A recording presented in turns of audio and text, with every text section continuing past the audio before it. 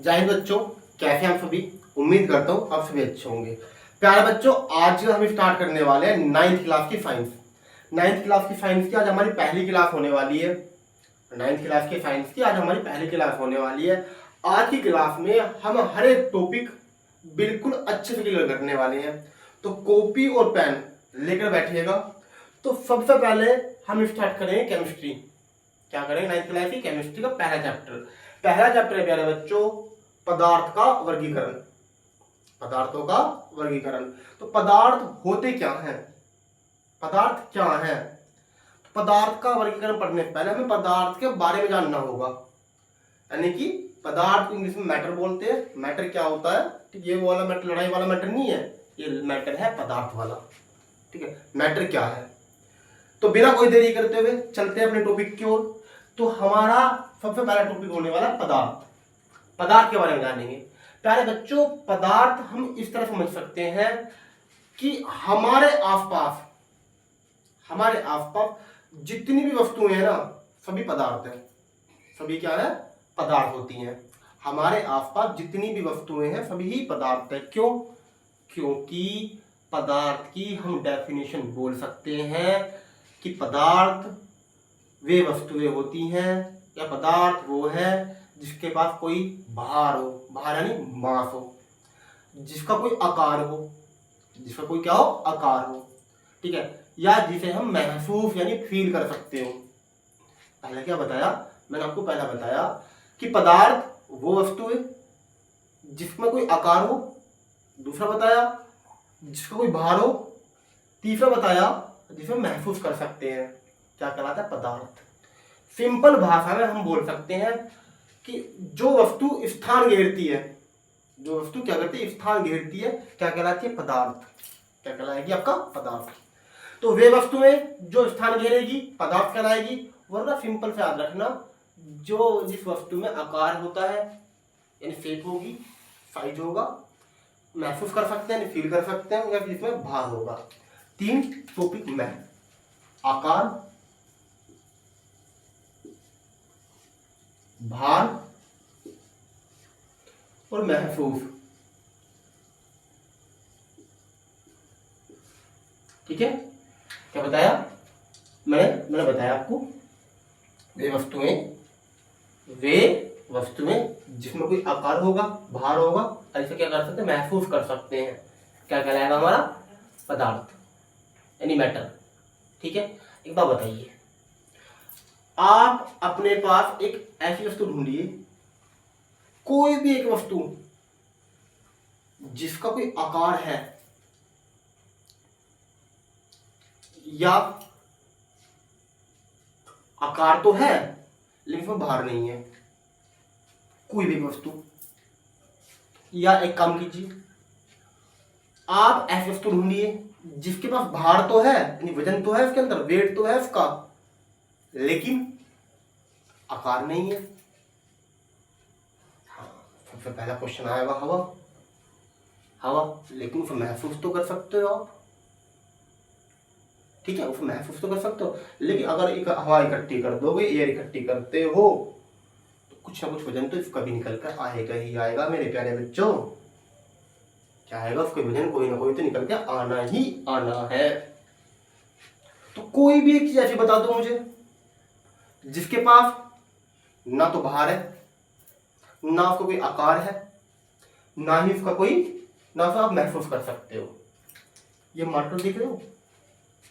कोई आकार है इसका, आकार है तो वजन भी होगा, वेट भी तो इसका होगा, और इसे मैं महसूस भी कर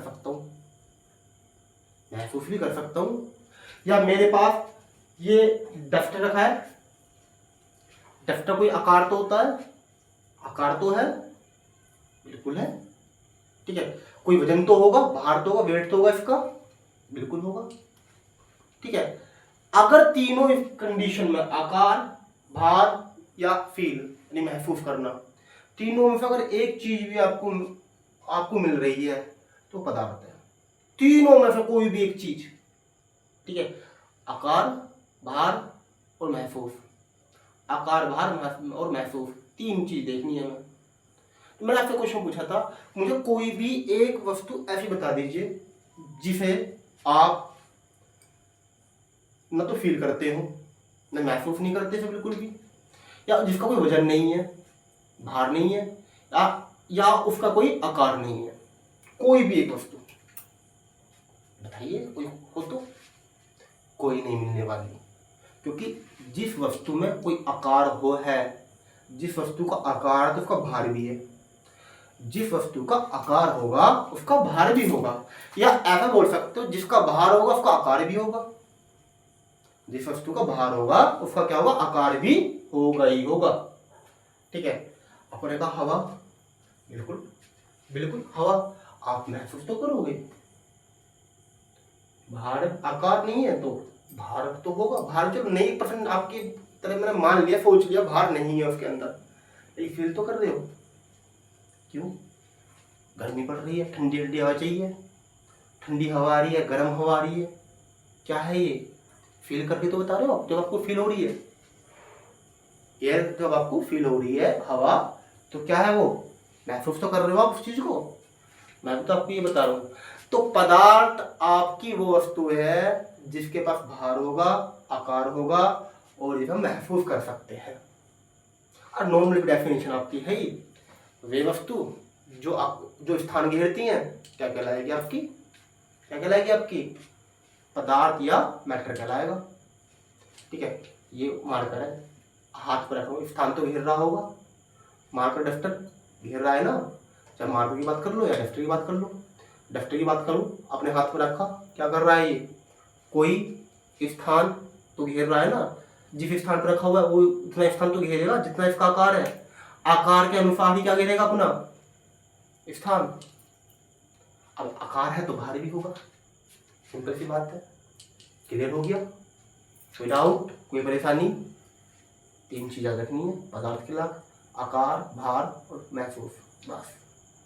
ठीक है, इंग्लिश में कैसे बताओगे, या जिसका कोई साइज होगा, जिसका कोई मास होगा, या जिसे हम फील कर सकते हैं। ठीक है, चलिए आगे। अब बात कर रहे हैं पदार्थ के वर्गीकरण की। पदार्थ के वर्गीकरण की, पहले बच्चों पदार्थ का वर्गीकरण 2 भागों में बांटा गया है।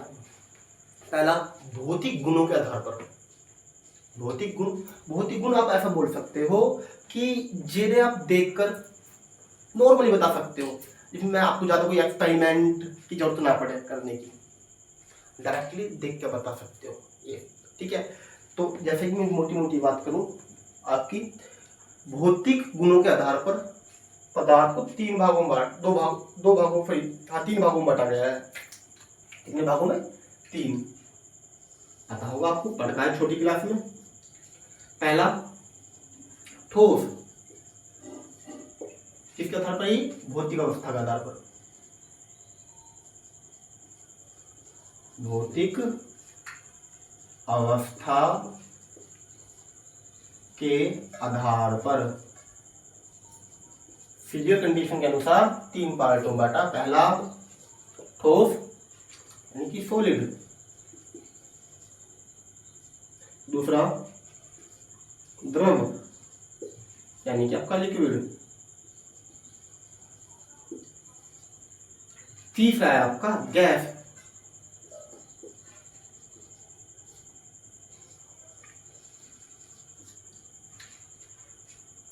भौतिक अवस्था के आधार पर पदार्थ को 3 भागों में बांट दिया।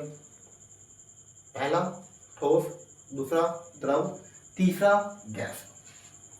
ठोस, द्रव, गैस। ठीक है, पढ़ाया ठोस क्या है? ठोस आपको बताया था कि जिनके परमाणु यानी एटम बहुत पास पास होते हैं। क्या होंगे? बहुत पास पास होंगे।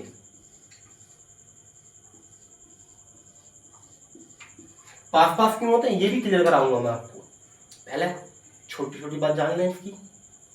ठीक है, ठोस वे पदार्थ जिसके अणु या परमाणु बहुत पास पास होते हैं, क्या कहलाते हैं हमारे? ठोस या सॉलिड। ठीक है, एटम, ये क्या है कि एटम, एटम यानी कि परमाणु।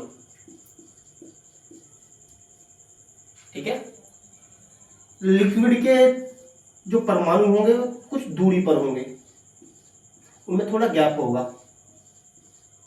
किसके परमाणु में? लिक्विड एंड द्रव के परमाणु में। देखिए जो सॉलिड के पार्टिकल बना रखे हैं, सॉलिड के परमाणु बना रखे हैं मैंने यहाँ पर, तो ये क्या है, बहुत पास पास है, चिपके हुए एक दूसरे से। लेकिन द्रव के क्या हुआ है, थोड़ी दूरी पर, थोड़ा गैप है बीच में। देखो ये गैप दिख रहा है आपको, ठीक है। किसके पार्टिकल है, किसके पार्टिकल, एटम है आपके, ये है एटम है द्रव के। ये क्या है, एटम है द्रव के। ठीक है, और जो गैस के परमाणु होंगे प्यारे बच्चों कुछ दूरी पर, वो द्रव से भी अधिक दूरी पर पाए जाएंगे। ठीक है, सारा काम किसका है, परमाणुओं का।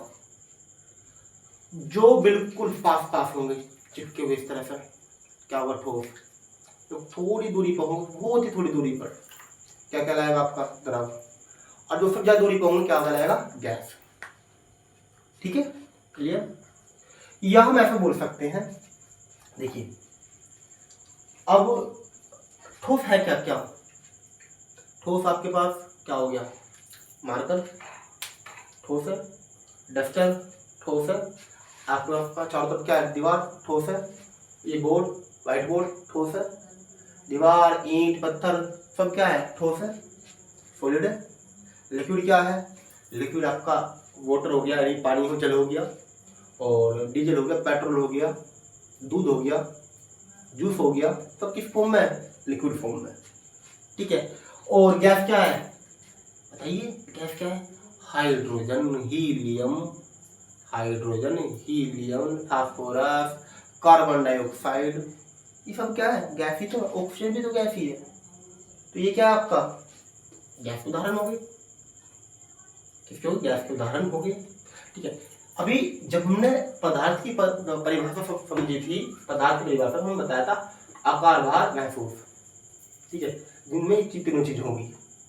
एक बात बताओ मुझे छोटी सी, जब भी हम ठोस की बात करेंगे, ये डस्टर है मेरे पास, ठीक है, ये डस्टर है, पूरी मेरे पास ये क्या रखी है, एक नोटबुक है। तो अगर इस नोटबुक के ऊपर मैं डस्टर को रखता हूँ, इस नोटबुक के ऊपर क्या रखता हूँ, डस्टर को रखता हूँ, तो ये यहाँ नोटबुक के ऊपर रखा, तो स्थान ये फिक्स स्थान घेर दिए ये। ठीक है, यहाँ इसे उठाकर यहाँ रखता हूँ थोड़ी दूरी पर, यहाँ भी उतना स्थान घेरी जितना यहाँ घेर रही थी। इसे उठाकर अब मैं क्या करता हूँ, अपने हाथ पर रखता हूँ, वहाँ पर उतना स्थान घेरेगी। उठाकर मैं नीचे रखता हूँ, उतना स्थान घेरेगी जितना कॉपी पर घेर रही थी, जितना मेरा हाथ में घेर रही थी। तो इसका क्या हो रहा है, जो इसका आकार है चेंज ही ना होगा, जितना एक जगह डाल रही थी, जितना एक जगह स्थान घेर रही थी, उतनी दूसरी जगह घेरेगी, उतनी तीसरी जगह घेरेगी, उतना स्थान चौथी जगह घेरेगी। ठीक है, और इसके कोई वजन में कमी आ रही है, नहीं। लंबाई में कमी आ रही है, नहीं। चौड़ाई में कमी आ रही है, नहीं। जितनी चौड़ाई वहाँ थी, जितनी लंबाई है, उतनी ही ऊंचाई हर जगह होगी। ध्यान रखोगे आप। तो लंबाई, चौड़ाई और ऊंचाई तीनों से मिलकर क्या बनता है, आयतन।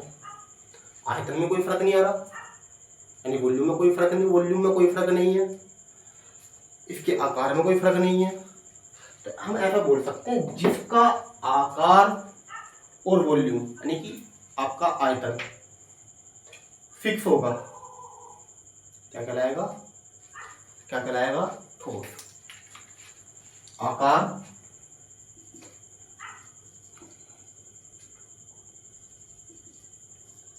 और आयतन दोनों क्या होते हैं, ठोस में फिक्स होते हैं। ठीक है, लेकिन द्रव में क्या होगा, 1 लीटर पानी लेता हूं एक बोतल में, मैं याद रखना, पानी कितना है, 1 लीटर। उस 1 लीटर पानी को बोतल में डाल दिया, बोतल का आकार ले लिया। उस 1 लीटर पानी को किसी बड़े बर्तन में डाल दिया, पानी को 1 लीटर है तो बर्तन का आकार ले लिया पानी ने। उस पानी को किसी बाल्टी में डाल दिया, 1 लीटर पानी को, पानी वही 1 लीटर है तो बाल्टी का आकार ले लिया किसने, पानी ने। पानी को ना फर्श पर डाल दिया, चारों तरफ फैल जाएगा, उसका आकार ले लेगा।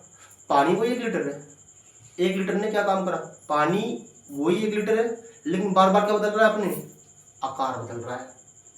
क्या बदल रहा है, आकार। आयतन वही था 1 लीटर पानी का, लेकिन जब बोतल में तो बोतल के जैसा हो गया, बाल्टी में बाल्टी के जैसा हो, किसी बर्तन में तो बर्तन के जैसा हो गया। तो क्या करा, आकार फिक्स नहीं है, बोतल में बोतल के जैसा, बाल्टी में बाल्टी के जैसा, और किसी बर्तन में बर्तन के जैसा, और फर्श पर फर्श के जैसा। पानी वही 1 लीटर, पानी वही 1 लीटर रहेगा। तो जिसका आकार फिक्स ना हो और आयतन फिक्स हो, वो क्या है हमारा, द्रव। ठोस में आकार और आयतन दोनों फिक्स होंगे, लेकिन द्रव में केवल आयतन फिक्स होगा, ना कि आकार फिक्स होगा। आकार तो फिक्स नहीं होगा लेकिन आयतन फिक्स होगा। द्रव की बात करता हूं, अगर मैं एक छोटा एक हिस्सा मान दो, इतने हिस्से मेरे हाथ के बीच में कितनी हवा आ रही होगी, पता नहीं।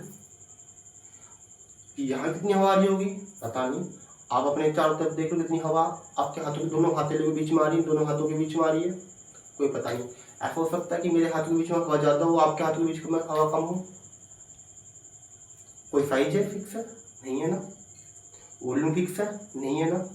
जिसका ना तो आयतन फिक्स हो ना आकार फिक्स हो, ना वो आयतन फिक्स हो ना आकार फिक्स हो, क्या कहलाएगा हमारा, क्या कहलाएगा हमारा, वो कहलाएगा हमारा द्रव यानी गैस।